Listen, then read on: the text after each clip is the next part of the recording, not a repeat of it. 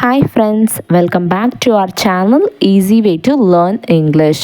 So இன்றைக்கி நம்ம என்ன பார்க்க போகிறோம் அப்படின்னு கேட்டிங்கன்னா நாமினேட்டிவ் அண்ட் அப்ஜெக்டிவ் கேஸ் பற்றி பார்க்க போகிறோம். அதுக்கு முன்னால் இதுதான் ஃபஸ்ட் டைம் என்னோடய வீடியோவை நீங்கள் பார்க்குறீங்க அப்படின்னா என்னோடய சேனலை சப்ஸ்கிரைப் பண்ணிடுங்க, கூடவே பெல் சிம்பிளையும் ப்ரெஸ் பண்ணிடுங்க. என்னோடய சேனலில் நான் கிராமர் எடுக்கிறேங்க, அதுவும் ஃபுல் அண்ட் ஃபுல் தமிழில் உங்களுக்கு புரிகிற மாதிரி நான் எடுத்துகிட்ருக்கேன்.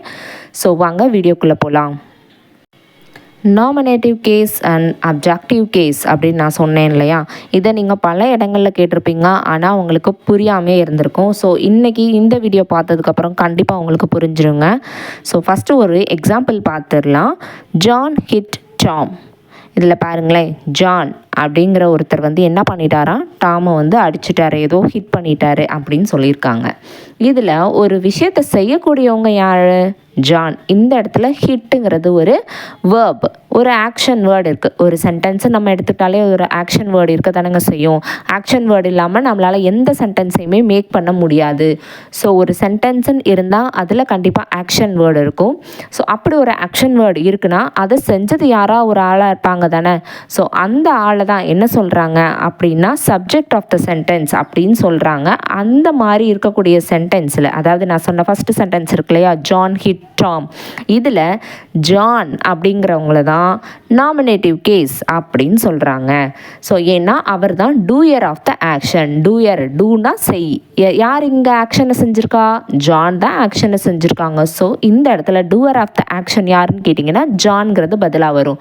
ஸோ எந்த ஒரு ஆக்ஷனுக்கு முன்னாலேயும் ஹூ அண்டு வாட் அப்படிங்கிற 2 கொஸ்டின் வேர்டை வைக்கணும். ஹூனா யார் அந்த வேலையை செஞ்சது, அப்புறம் வாட். இப்போ சில இடங்களில் ஒரு ஆளாக இல்லாமல் ஒரு செயலை செஞ்சது ஒரு பொருளாக இருக்கலாம், இட் ஏதோ ஒரு அனிமலாக இருக்கலாம். ஸோ அப்படி இருக்கக்கூடிய இடத்துல வாட்டுங்கிற கொஸ்டினை நம்ம வச்சோம் அப்படின்னா அதுக்கு என்ன வேர்ட் ஆன்சராக வருதோ அதுதாங்க நாமினேட்டிவ் கேஸ். இன்னும் 2-3 எக்ஸாம்பிள் சொன்னேன்னா இன்னும் கிளியராகவே உங்களுக்கு புரிஞ்சிடும். இங்கே கொடுத்துருக்கத பாருங்களேன். இந்த போலீஸ் அரெஸ்டட் த தீஃப். போலீஸ் திருடனை பிடிச்சாங்க. ஸோ இங்கே வேர்ப் எது, ஆக்ஷன் எதுன்னு கேட்டிங்கன்னா அரெஸ்ட் பண்ணுறது. யார் அரெஸ்ட் பண்ணா? போலீஸ் தானேங்க. அப்போ அந்த செயலை செஞ்சது யார்? போலீஸ். ஸோ இங்கே போலீஸ் தான் nominative case. The pot was broken by Hari. பானை ஹரி உடைச்சிட்டான். இதில் உடஞ்சது பானை. ஆனால் இந்த சென்டென்ஸை எப்படி கொடுத்துருக்காங்க பாருங்கள். த pot was broken by Hari.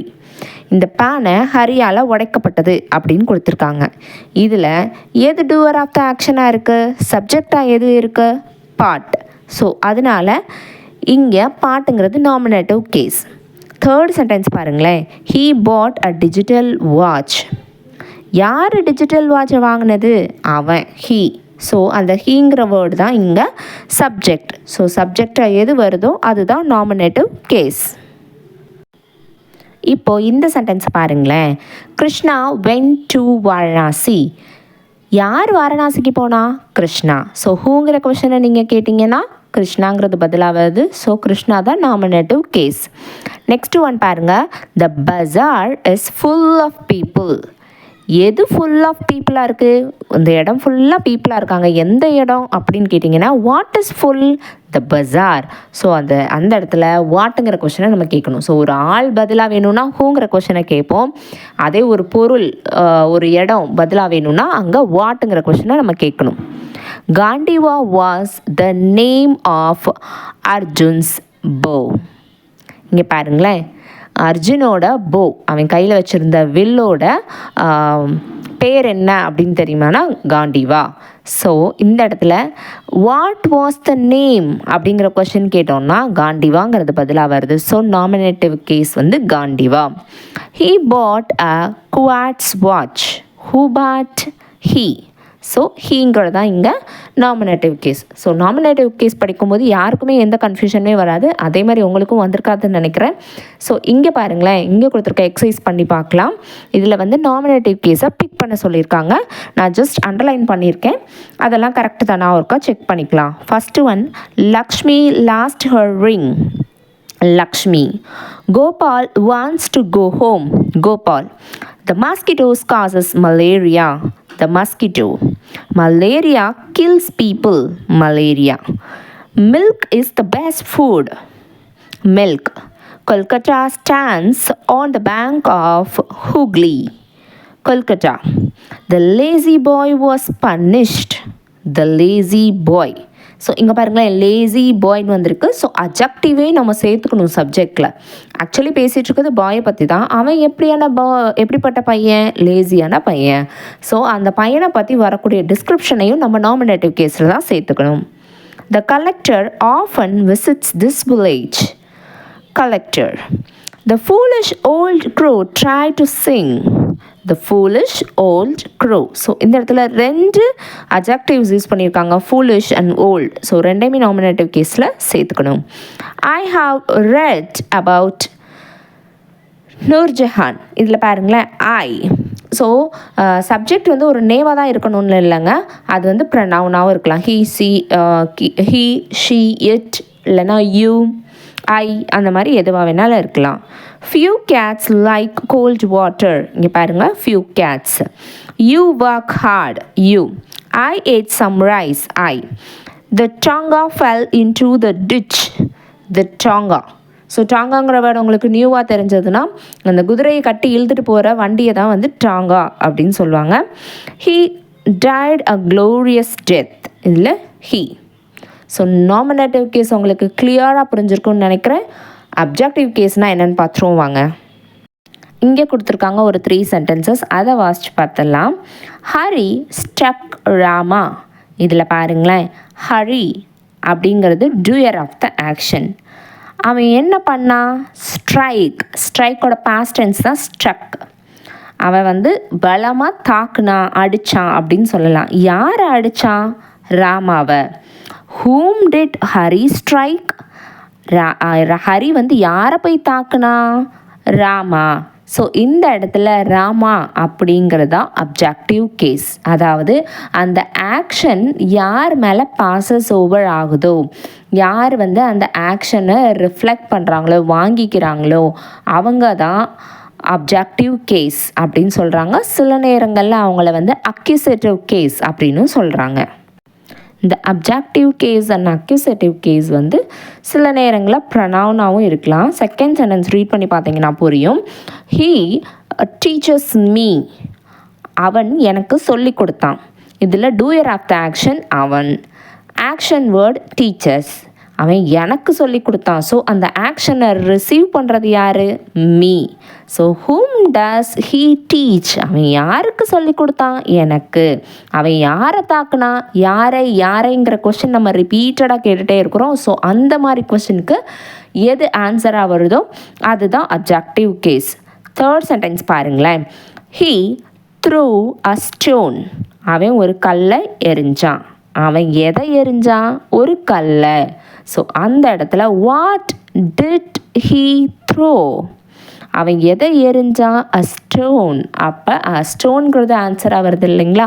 So இதை தான் வந்து அப்ஜெக்டிவ் கேஸ் இல்லைனா அக்யூசேட்டிவ் கேஸ் அப்படின்னு சொல்கிறாங்க. இதில் நீங்கள் ரைஸ் பண்ணக்கூடிய கொஷின் வேர்டு என்ன அப்படின்னு கேட்டிங்கன்னா ஹூம் அல்லது வாட். இந்த 2 கேள்வியை எங்கே கேட்கணும்? வேர்புக்கு முன்னாடியும் சப்ஜெக்ட்டுக்கு முன்னாடியும். ஸோ வேர்ப் அண்ட் சப்ஜெக்டையும் சேர்ந்து அந்த கொஷினில் இருக்கும் பாருங்களேன். இதில் கொஷின் கேட்குற விதமே வேறு, அதில் கொஷின் கேட்ட விதமே வேறு. அதில் வந்து சப்ஜெக்ட் இருக்க வேண்டிய இடத்துல மட்டும் ஹூங்கிற வேர்டை போட்டு ரிமைனிங் சென்டென்ஸ் அப்படியே ரீட் பண்ணோன்னா அது அந்த சப்ஜெக்ட் ஆன்சராக வந்துடும். அதே இது இங்கே பாருங்களேன், கொஷினில் நம்ம எவ்வளோ சேஞ்சஸ் பண்ணியிருக்கோம். The police arrested the thief இப்படி இருக்குன்னு வச்சுக்கோங்களேன். இப்போ நமக்கு நாமினேட்டிவ் கேஸ் யாருன்னு தெரிஞ்சுக்கணுன்னா எப்படி கொஷின் கேட்பீங்க? Whom did the police arrest? அந்த போலீஸ் யாரை கைது செய்தார்கள்? இப்போ போலீஸுங்கிறதும் உள்ளே வந்துருச்சு, அரெஸ்ட்டுங்கிறதும் அந்த கொஷனில் வந்துருச்சு. யாரைன்னு கேட்குறதுனால ஹூம்ங்கிற கொஷின் வேர்டும் நம்ம கொஷனில் ஆட் பண்ணிட்டோம். ஸோ ஒரு சென்டென்ஸில் சப்ஜெக்டும் இருக்குது, வேர்பும் இருக்குது. நம்ம ஆப்ஜெக்ட் என்னன்னு தெரிஞ்சுக்கணுன்னா ஹூம் இல்லைனா வாட் அப்படிங்கிற கொஷின் வேர்டை வச்சு அந்த ரிமைனிங் பார்ட் ஆஃப் த சென்டென்ஸும் அதுக்குள்ளே இருக்கணும். ஸோ அப்படி இருந்து நம்மளுக்கு ஒரு வேர்டு ஆன்சராக கிடைக்கே அப்படின்னா அதுதான் வந்து அப்ஜெக்டிவ் கேஸ். ஸோ இங்கே கொடுத்துருக்க 2 சென்டென்ஸை எக்ஸாமின் பண்ண சொல்லியிருக்காங்க, அதாவது ரீட் பண்ணி அதை புரிஞ்சுக்க சொல்லியிருக்காங்க. ஃபஸ்ட்டு சென்டென்ஸ் பாருங்களேன். த டாக் பிட் த மங்கி. நாய் குரங்கை கடித்தது அப்படின்னு இருக்கு. செகண்ட் சென்டென்ஸ் பாருங்களேன். த மங்கி பிட் த டாக். குரங்கு நாயை கடித்தது அப்படின்னு இருக்கு. ஸோ இதில் ஃபஸ்ட்டு சென்டென்ஸை மட்டும் எடுத்துக்கலாம். இதில் வந்து டாக் அப்படிங்கிறது வந்து நாமினேட்டிவ் கேஸ், மங்கி அப்படிங்கிறது வந்து அக்யூசேட்டிவ் கேஸ். செகண்ட் சென்டென்ஸை பாருங்களேன். இதில் மங்கிங்கிறது நாமினேட்டிவ் கேஸ், டாகுங்கிறது அக்யூசேட்டிவ் கேஸ். அப்படியே ரோல் ரிவர்ஸ் ஆன மாதிரி இருக்கா? ஸோ நம்ம தான் வந்து அதை கரெக்டாக புரிஞ்சுக்கணும். அந்த சென்டென்ஸில் அந்த டாக் என்ன வேலையை பண்ணியிருக்கு? ஸோ இந்த இதில் ஃபஸ்ட்டு சென்டென்ஸில் டாக் தான் டூயர் ஆஃப் த ஆக்ஷன். அதே டாகு இங்கே ரிசீவர் ஆஃப் த ஆக்ஷன் ஆகிடுச்சு செகண்ட் சென்டென்ஸில். அதே மாதிரி பாருங்களேன், மங்கிங்கிறது டூயர் ஆஃப் த ஆக்ஷனாக இருக்குது செகண்ட் சென்டென்ஸில். அதே ஃபஸ்ட்டு சென்டென்ஸில் அதுதான் ரிசீவர் ஆஃப் த ஆக்ஷனாகவும் இருந்திருக்கு. ஸோ ஒரு சென்டென்ஸில் எது டூயர் எது ரிசீவர்னு நம்மளுக்கு புரிஞ்சுக்க தெரியணும். ஸோ எப்படி வேணாலும் சென்டென்ஸ் கொடுக்கலாம், பார்க்குறதுக்கு ஒரே மாதிரி தெரியும், ஆனால் நம்மளுக்கு தான் வந்து டிஃப்ரென்ஷியேட் பண்ண தெரிஞ்சிருக்கணும். ஸோ அதே மாதிரி தான் நெக்ஸ்ட் 2 சென்டென்ஸ் கொடுத்துருக்காங்க பாருங்களேன்.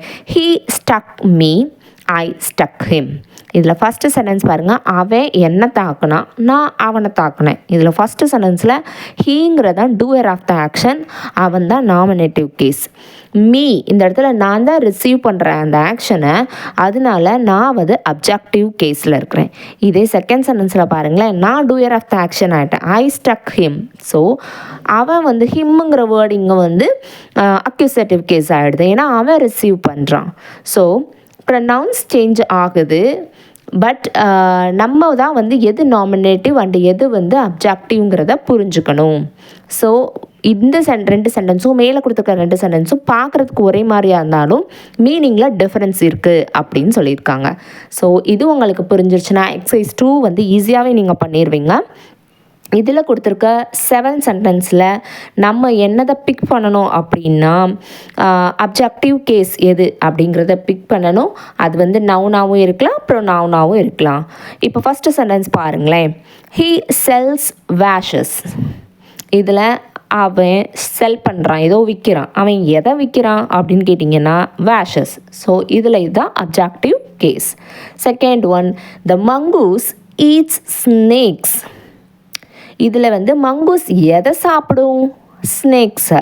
ஸோ இந்த இடத்துல ஸ்னேக்ஸ்ன்றதான் objective case. Snakes fear the mongoose. இதில் பாருங்களேன், ஸ்னேக்ஸ் எதை பயமுறுத்தும்? மங்கூஸை. ஸோ மங்கூஸ் அப்படிங்கிறது இங்கே அப்ஜெக்டிவ் கேஸ். மஸ்கிட்டோஸ் காஸ் அ மலேரியா. மஸ்கிட்டோ வந்து மலேரியாவை ஏற்படுத்துது அப்படின்னா மஸ்கிட்டோஸ் எதை ஏற்படுத்தும்? நமக்கு மலேரியா. ஸோ அதுதான் இங்கே objective case. She was playing with the children. So நான் ஏற்கனவே சொன்னேன் இல்லையா, ப்ரிபோசிஷன்ஸ் கூட வரதும் அப்ஜெக்டிவ் கேஸ் தான் அப்படின்னு. ஸோ இங்கே வந்து வித் த சில்ட்ரன் இதெல்லாம் சேர்த்து objective case. they are very proud of her. அவங்கெல்லாம் வந்து அவளை நினச்சி ரொம்ப பெருமைப்படுறாங்க. அவங்களாம் யாரை நினச்சி ரொம்ப பெருமைப்படுறாங்க? அவளை நினச்சி. ஸோ ஆஃப் ஹர் அந்த 2 வேர்டும் சேர்ந்து தான் objective case. The result was announced by the teacher. இந்த இடத்துல பை த டீச்சருங்கிறது அப்ஜெக்டிவ் கேஸ். ஸோ உங்களுக்கு இது கிளியராக புரிஞ்சிருக்கும்னு நினைக்கிறேன். Catch you in the next video. Thanks for watching.